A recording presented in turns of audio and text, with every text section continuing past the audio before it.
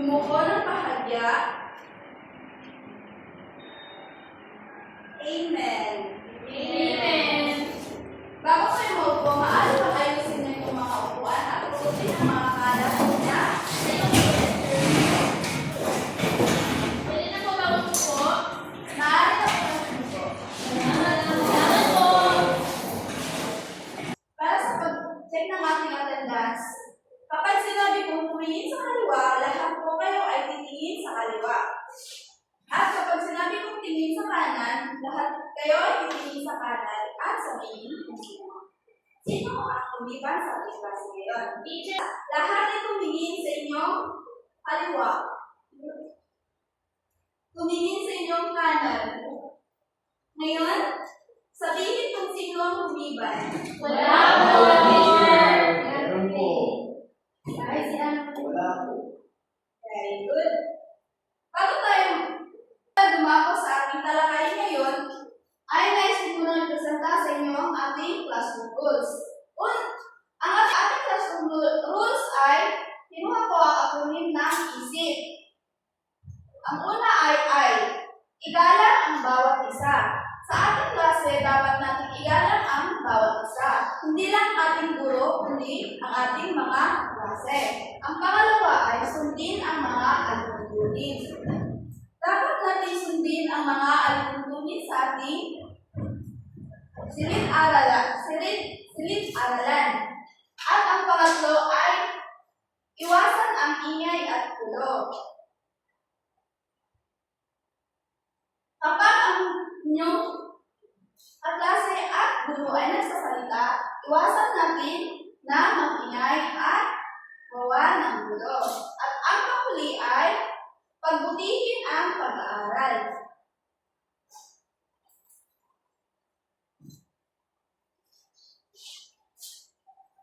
Ngayon, kung talagang naintindihan nyo ang tinalakay natin kahapon, sagutin natin ang mga sumusunod na katanungan.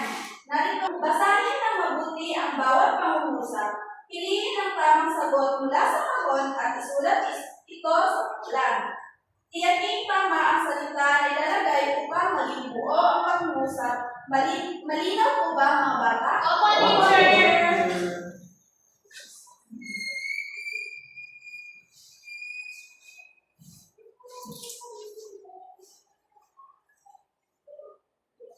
Teacher, kailangan po ba ng tulong? Yes, please, para Tutulong tayo lahat. Parang hindi po, teacher.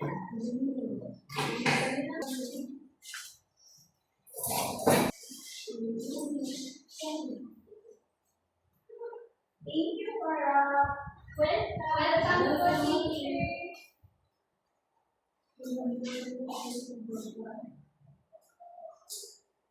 Ano yan, teacher? Ngayon, sino gusto sumagot sa ating mga pangungusap? Yes, Para.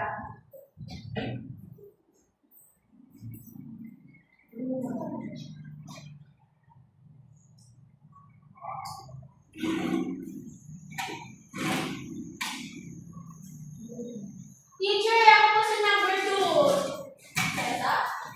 Sino ba gusto mo sumagot? Sino ba?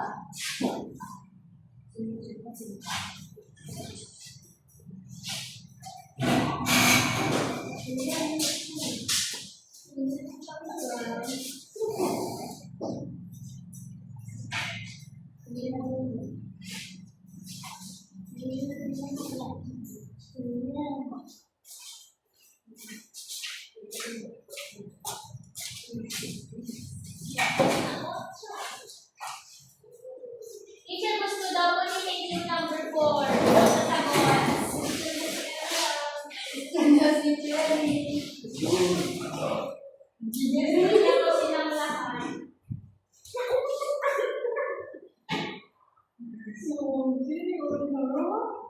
Bakit po nag-i-list ko ng sagot ko? Hindi ko na nakita.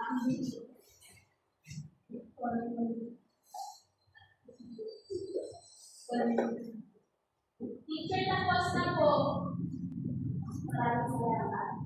Ngayon, tignan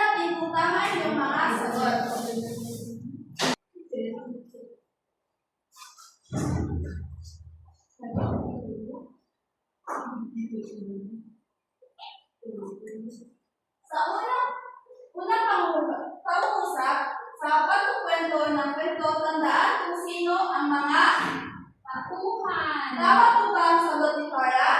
Oo, teacher. Magaling. At sa number 2 naman, saan naganap ang Taguan. tama po ba? Opo. Magaling. At ang number 3 naman ay ano ang naging Damdamin. ng Tauhan. tama po ba ang sagot ni? Opo. At ang panghuli naman ay ano ang naging Hindi ko makita. Palakihin mo po, teacher. Maliliit po. Mabasa po ba, class? Opo. Ulitin ko. Ano ang naging Solusyon sa problema. tama po ba? Solusyon. Magaling. Ngayon mga bata, may papakita ako mga larawan sa inyo. At nais kong tukuyin ninyo kung ano ito. Naiintindihan ba mga bata? Opo, teacher.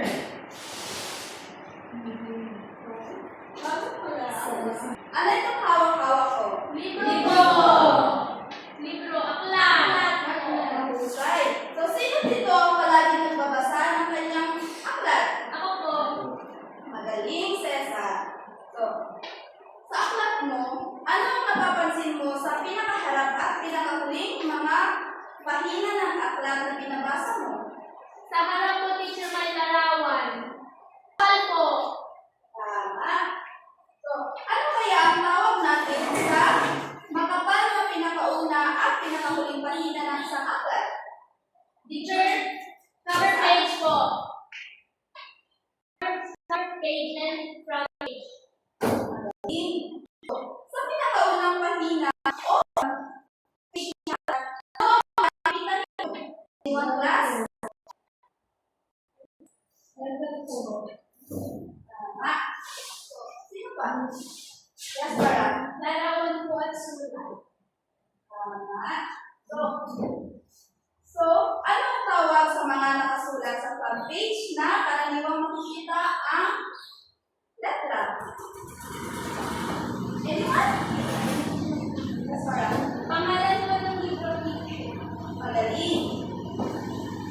Mahusay. So, sino dito ang gusto magturo kung saan parte ng isang aklat ang sumusuporta sa lahat ng pahina ng libro, kabilang ang front page at back page? Teacher, Iwan siya. ay teacher, tuturo mo po ba? O, pupunta ka dito sa harapan, maaari bang ituro? Teacher, this one. Ito yung hard copy. Ito yung spine. Hard po, teacher. Siya po yung... Yes. So, Cesar, nasagot ko na kung ano ang tawag dito. So, mga bata, anong tawag dito? Talagang si Cesar, anong tawag dito? Sabi niya po, spine po. Ay, Spine, sabi ko spine. so, sa libro, katulad din natin ng mga tao na mayroon din po tayo spine na sumusuporta sa ating katawan upang tayo ay makaupo na mga katanungan at mga sagot nyo kanina. Ano sa tingin nyo ang ating tatalakayin ngayon? Teacher, gusto ko Yes, Farah? teacher, ang tatalakayin po natin siguro ay ang mga bahagi ng aklat. Magaling. So, ang ating tatalakayin ngayon ay tungkol sa bahagi ng mga aklat tulad ng mga susunod. Cover page, spine, and title page. So, bago tayo mag-proceed ay papakita ko muna kung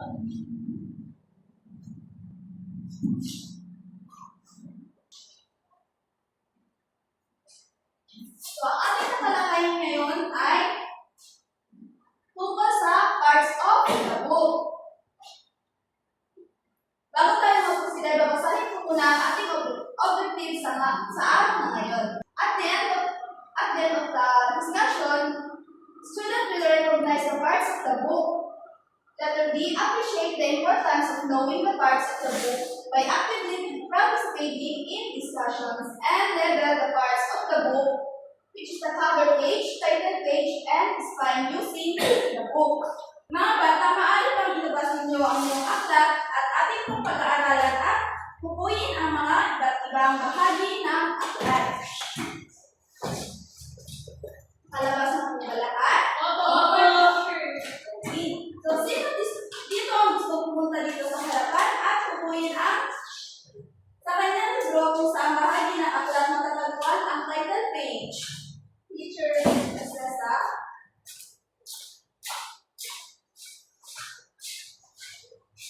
Ito po, teacher, pagbuksan mo, makikita mo ang title page. Magaling, Cesa. So, sino naman dito ang gustong tumulong kay Cesa na basahin ang nakalagay sa title? Sino gustong tumulong sa akin? Dakat in Lahat by Dr. Mahusay. So, bigyan natin sila ng ano gusto nyo palakpak ibigay sa kanila? Dragon Club po, teacher. Pwede mo po bang gawin? So, sino dito ang may akala kung paano gawin ang dragon club? Hindi ko namin alam, teacher. Teacher, paano po yung Dragon Club? Mga bata, ganito ang dragon club. Gagawin ko muna bago natin gawin lahat. So, dragon, rar. Naintindihan mo ba mga bata? Opo, teacher. Maaari po bang tumayo tayo at gawin natin ng sabay-sabay? Sige po. Dragon, rar! Magaling!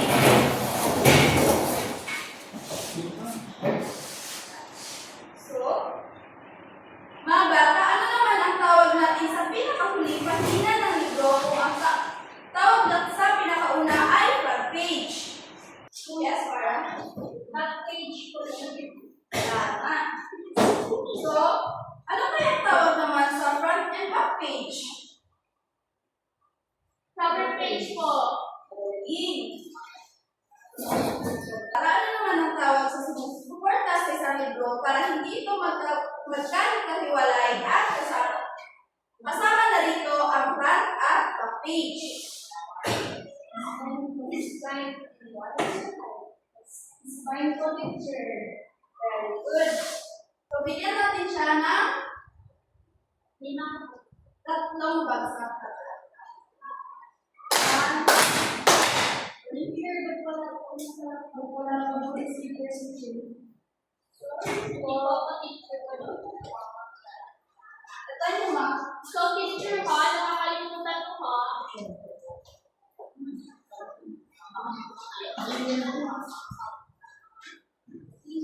Teacher, may uwi na po kami.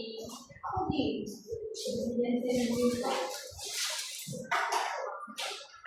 O mga bata, ano kaya ang mangyayari kapag walang spine ng isang aklat? Tama.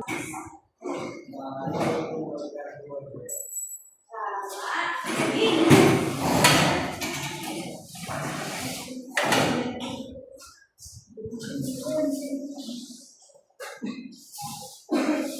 Naintindihan po ba ninyo mga bata ang ating talakayan ngayon?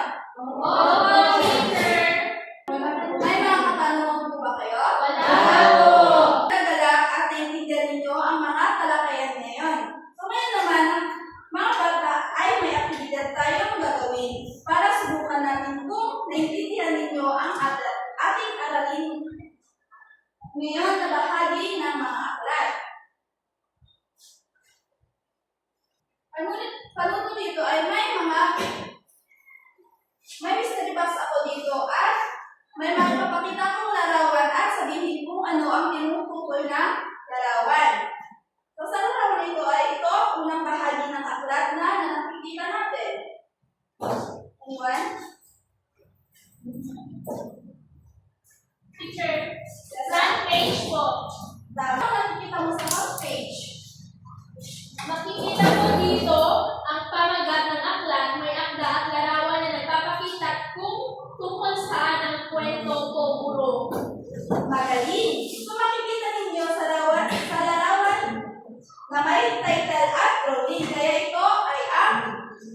page.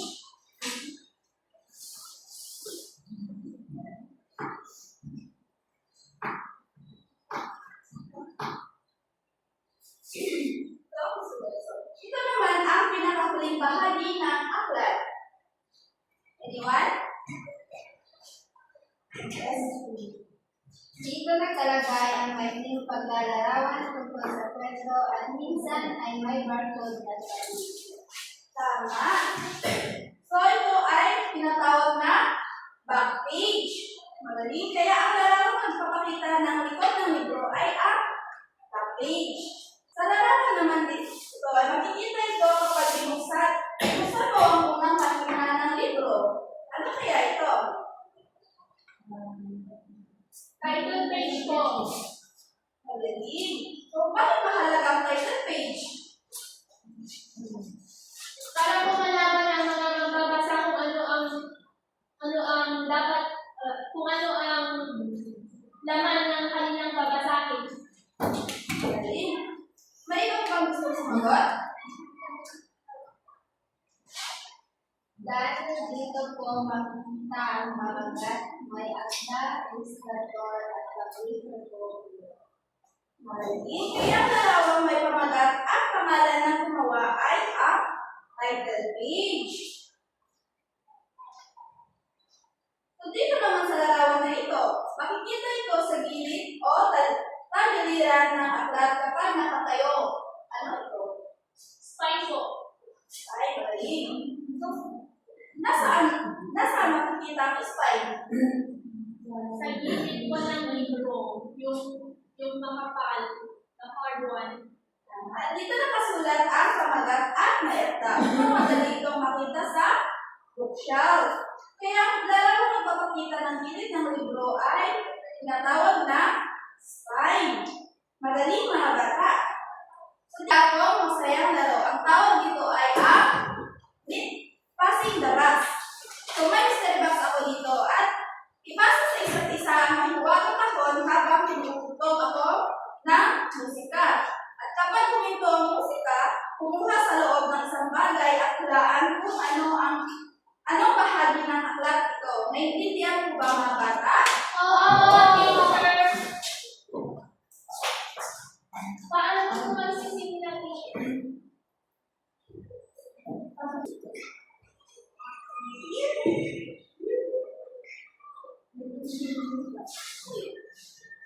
Maaari bang kumuha ka ng isang bagay bukas sa lugar mo? Sagutin ko. Sa nakuha mo na larawan, anong sagot dito? Ito po ay parang may kabataan. Bakit? Sa bahagi ng aklat, ano ito?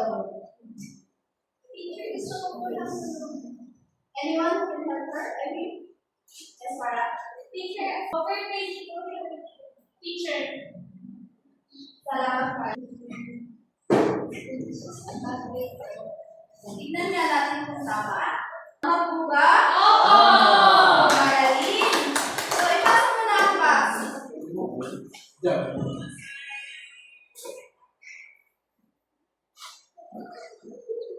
Sige, Farah, kumuha ka ng isa.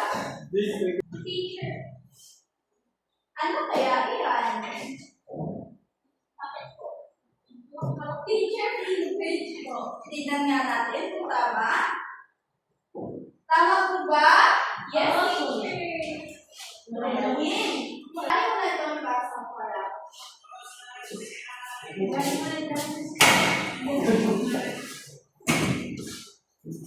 Yes, maaari ka na kumuha ng isa.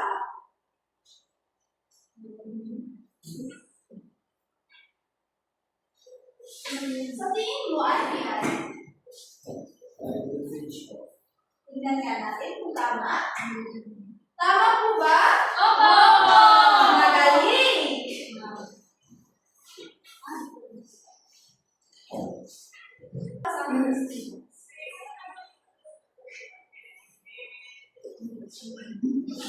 Ikuha ka ng isa. So, ano kaya ito? Kapag hindi matawag ng Israel po, tingnan nga natin. Tama po ba? Opo!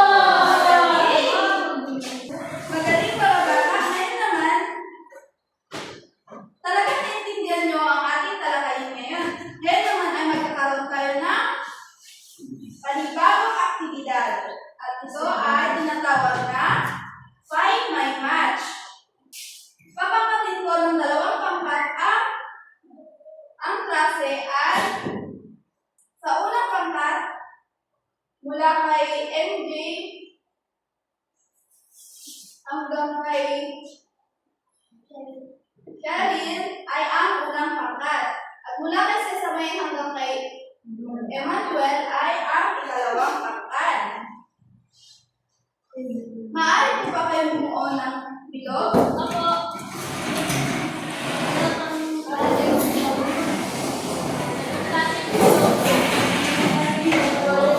May butas po ba?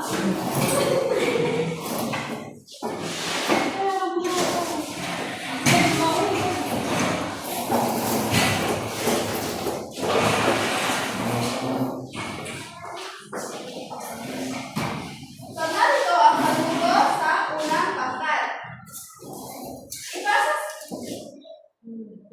Idikit sa Manila paper kung saan naayon ang litratong parte ng libro.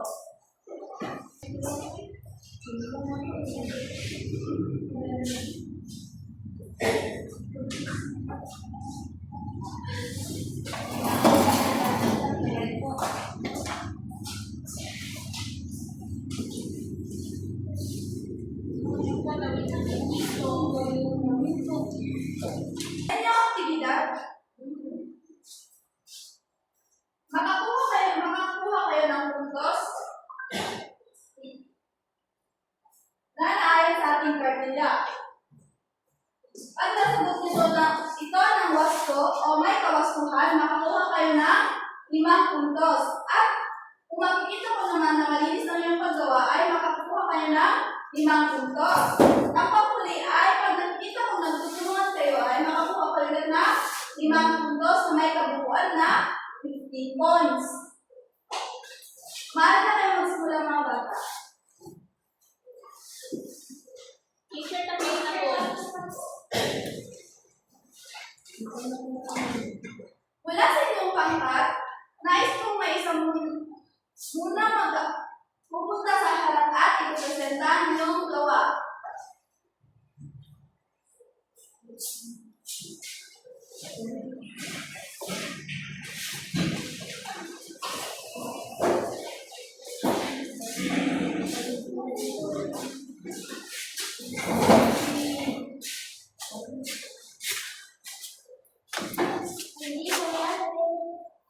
Sarah.